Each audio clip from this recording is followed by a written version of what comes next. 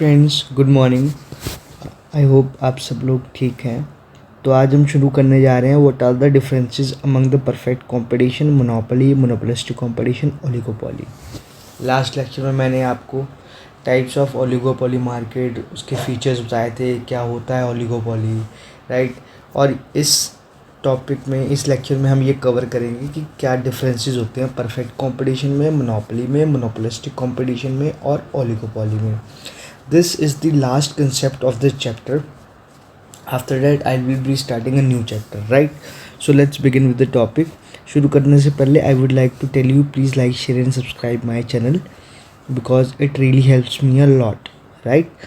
So let's begin with the topic. Differences क्या है perfect competition में, मोनोपोली में, मोनोपोलिस्टिक कंपटीशन में और ओलिगोपोली में। तो पहला डिफरेंस है number of buyers and sellers.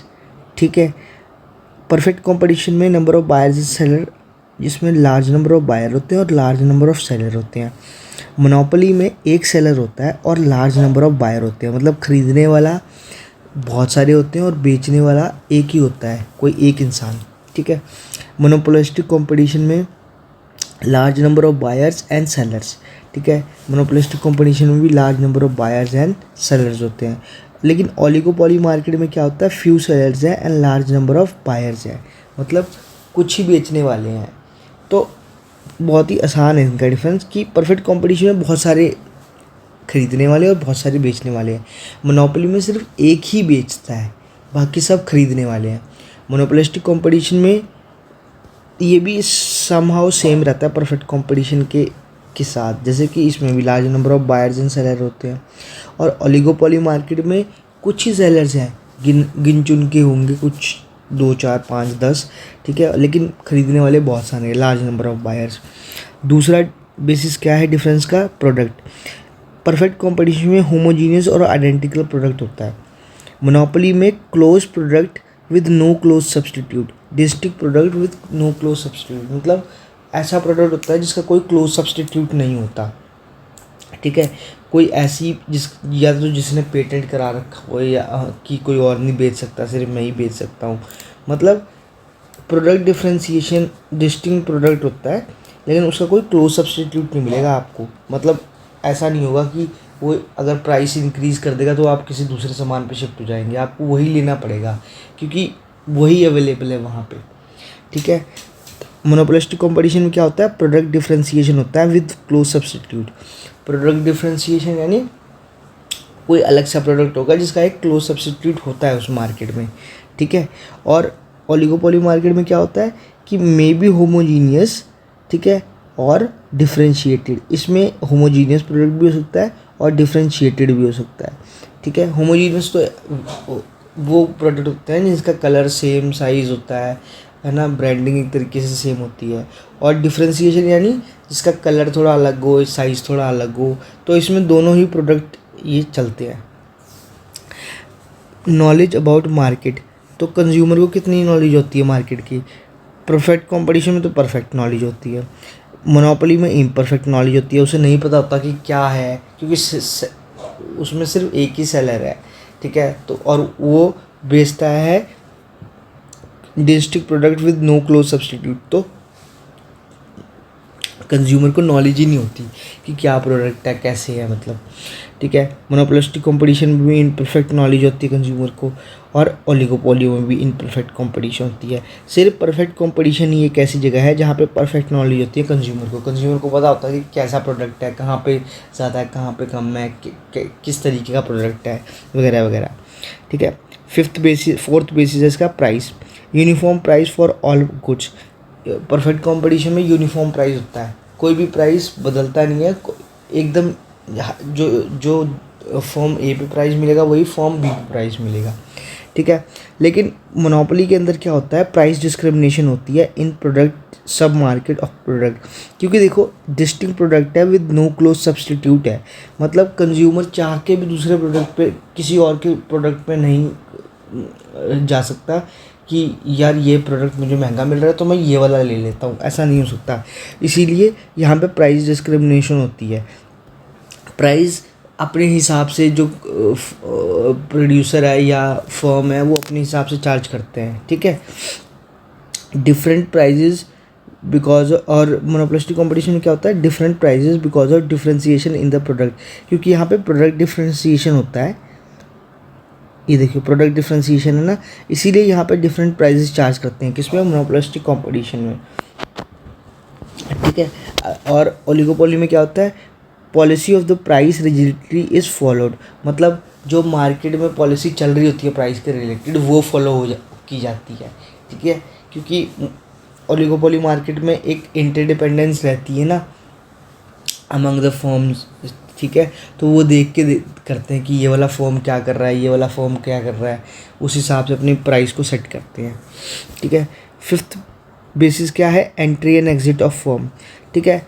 Perfect competition में क्या होता है कि possible as no restriction over entry and exit, मतलब आप परफेक्ट कंपटीशन में कभी भी मार्केट के अंदर जा सकते हो, कभी भी मार्केट से बाहर जा सकते हो, कभी भी मार्केट के अंदर जा सकते हो, मतलब आपकी एंट्री और एग्ज़िट से कोई फ़र्क नहीं पड़ता, ठीक है। आप फ्री हो ये सब करने के लिए कि जब मर्जी मार्केट छोड़ दी और जब मर्जी मार्केट एंटर कर ली, ठीक है। मगर मोनोपोली में क्या होता है, not possible due to legal और टेक्निकल रिस्ट्रिक्शन, ऐसा नहीं है कि आप मोनोपोली के अंदर जब मर्जी मार्केट के अंदर चले जाओगे और जब मर्जी मार्केट के बाहर आ जाओगे, ऐसा नहीं होता, क्योंकि वहाँ पे लीगल रिस्ट्रिक्शन होती है, पेटेंट्स राइट्स होती हैं, सैंक्शंस होते हैं, ठीक है, किसी के और लीगल राइट्स होते हैं, ऐसे नहीं आप कोई भी प्रोडक्ट बेच सकते हैं अंदर जाके, ठीक है। और मोनोपोलिस्टिक कंपटीशन के अंदर क्या होता है कि पॉसिबल है no restriction over the entry और एग्जिट ऑफ द फॉर्म, मतलब कोई रिस्ट्रिक्शन नहीं है entry and exit of the firm में, though there is no absolute freedom as there has to be product differentiation, मगर इसमें क्या होता है, क्योंकि प्रोडक्ट डिफ्रेंशिएशन है, प्रोडक्ट आप मतलब एक तरीके से इधर भी लीगल बाइंडिंग्स होती हैं कि आपको फ्रीडम तो है कि जब मर्जी मार्केट छोड़ सकते हो या जब मर्जी मार्केट एंटर कर सकते हो, लेकिन आप प्रोडक्ट डिफ्रेंशिएशन की वजह से आप वो सामान नहीं बेच पाएंगे, ठीक है। जैसे अगर though there is no absolute freedom as there has to be product differentiation, product differentiation में क्या होता है कि एक जो फॉर्म है मोनोपोलिस्टिक कंपटीशन के अंदर, वो अपना प्रोडक्ट इस तरीके से पेयर करती है कि वो यूनिक होता है कंज्यूमर्स के लिए, ठीक है। तो हर कोई वो प्रोडक्ट नहीं बना पाएगा, ठीक है, जिसकी वजह से आप मार्केट नहीं एंटर कर सकते फिर, है ना। अगर आपको वो प्रोडक्ट नहीं बनाना आता क्योंकि वो कुछ अलग है, अब जैसे एप्पल के फ़ोन है, वो एप्पल की मार्केट है अपनी, ऐसे सैमसंग की मार्केट है अपनी, ठीक है। तो वहाँ क्या होता है, एप्पल के अपने फीचर्स हैं, सैमसंग के अपने फीचर्स हैं, तो ऐसा कुछ नहीं हो सकता कि आप मतलब एप्पल का भी फीचर दे दो, सैमसंग का भी फीचर दे दो, ठीक है, क्योंकि एक प्रोडक्ट डिफ्रेंशिएशन है, एप्पल के फीचर्स का ये चीज़ अच्छी है, सैमसंग की ये चीज़ अच्छी है, तो प्रोडक्ट डिफ्रेंशिएशन हो गया ना, जिसकी वजह से आप इतनी आसानी से मार्केट एंटर नहीं कर सकते और ना ही छोड़ सकते हो, बट इधर कोई बाइंडिंग नहीं होती, कोई रिस्ट्रिक्शन नहीं होती एज सच, ठीक है।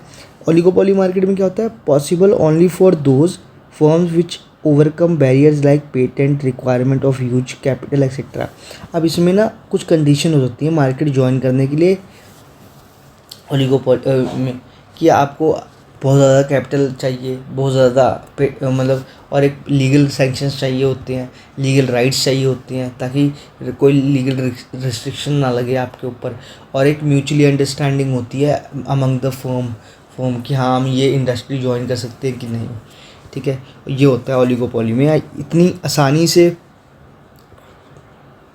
यहाँ भी आप एंट्री नहीं कर सकते, बहुत सारी चीज़ें लगती हैं, ठीक है।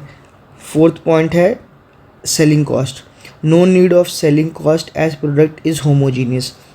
सेलिंग कॉस्ट होता है एडवर्टाइजमेंट कॉस्ट, अपने प्रोडक्ट को और बेचने के लिए, कंज्यूमर रीच बढ़ाने के लिए आप उस प्रोडक्ट की एडवर्टाइजमेंट करते हैं। आप देखते हैं मार्केट में नई नई गाड़ी आती है तो उनके इश्तिहार आते हैं अखबारों में या टीवी चैनल्सों पे। अब जैसे आईपीएल चल रहा है उसमें वो गाड़ियाँ दिखाएंगे उस जिस भी कंपनी की बेचनी होगी, ठीक है। So selling cost, perfect competition में कोई सेलिंग कॉस्ट नहीं लगता, कहाँ से सेलिंग कॉस्ट लगेगा वहाँ पे, आप खुद सोचिए। जब लार्ज नंबर ऑफ बायर्स हैं, लार्ज नंबर ऑफ सेलर्स हैं और प्रोडक्ट होमोजीनियस है तो उसमें सेलिंग कॉस्ट क्या है, सेलिंग कॉस्ट तो तब होगा ना जब प्रोडक्ट यूनिक हो थोड़ा, ठीक है। मोनोपोली में only informative selling cost can be incurred. अब जब मोनोपोली में क्या होता है, एक सेलर है जब, तो कंज्यूमर को तो प्रोड्यूसर को तो ज़रूरत ही नहीं है सेलिंग कॉस्ट की, क्योंकि पता है कि मेरे पास ही लोगों ने आना है और सामान लेना है, ठीक है। So only informative selling cost can be incurred, मतलब वो बता देता है कि मेरा ये प्रोडक्ट है, देख लीजिए। पर अल्टीमेटली कंज्यूमर के पास कोई ऑप्शन ही नहीं है ना कि किसी और के पास वो शिफ्ट हो जाए, क्योंकि सेलर ही एक है तो वो उसी से लेगा, ठीक है। मोनोपोलिस्टिक कंपटीशन में huge amount of selling cost incurred होती है, क्योंकि यहाँ पे कंपटीशन होता है आपस में। और इसी सेम तरीके का ओलिगोपोली में भी huge selling cost due to severe competition among and interdependence, क्योंकि आपने पढ़ा था ओलिगोपोली में कि इंटरडिपेंडेंस होती है अमंग द सेलर्स। तो वो देखते हैं कि मैं अपने सेलिंग कॉस्ट को किस तरीके से यूटिलाइज़ करूं कि मेरी जो कंज्यूमर रीच है और बढ़े ओलिगोपोली में, ठीक है। 7th पॉइंट है प्रॉफिट इन लॉन्ग रन, ठीक है। परफेक्ट कंपटीशन में जो प्रोड्यूसर है या फर्म है वो नॉर्मल प्रॉफिट अर्न करती है because of free entry and exit और price is equal to long run average cost, ठीक है। मैं इसका अलग से भी करवाऊंगा आपको, वैसे मैंने करवा दिया था पर फिर भी, ठीक है। तो लॉन्ग रन में जो इन परफेक्ट कंपटीशन जो फर्म है वो नॉर्मल प्रॉफिट अर्न करती है। मोनोपोली में क्या होता है, सुपर नॉर्मल प्रॉफिट अर्न करती है because of his monopoly power, क्योंकि एक ही सेलर है तो अपने हिसाब से प्राइस को फ्लक्चुएट करके वो एबनॉर्मल प्रॉफिट या super normal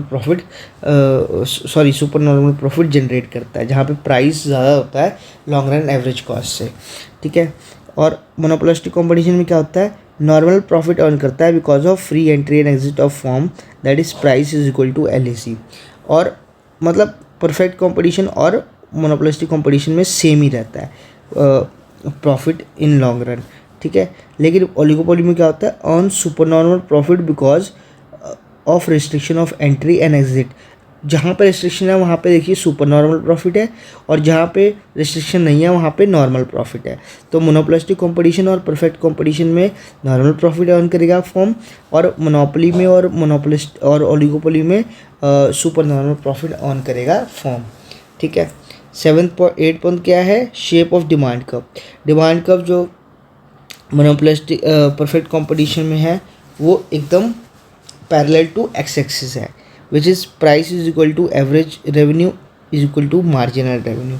demand curve is perfectly elastic, ठीक है। मतलब वो इस प्राइस पे जितना मर्जी सामान को खरीद सकता है, नंबर ऑफ आइटम्स को, ठीक है। और मोनोपोली में क्या होता है, the demand curve is negatively sloped and less elastic. जो डिमांड कर्व है वो नेगेटिवली स्लोप्ड है, मतलब वो नीचे की तरफ डाउनवर्ड स्लोपिंग है ऐसे, ठीक है, ये रहा, ठीक है। और विच इज़ लेस इलास्टिक।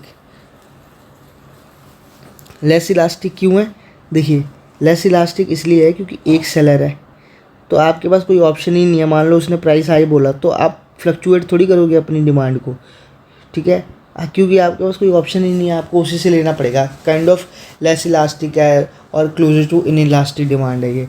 लेकिन मोनोपोलिस्टिक कंपटीशन में क्या होता है, क्योंकि इधर large number of buyers and sellers हैं तो डिमांड का भी नेगेटिवली स्लोप तो होती है, लेकिन मोर इलास्टिक है ये, ठीक है, ज़्यादा इलास्टिक होती है ये।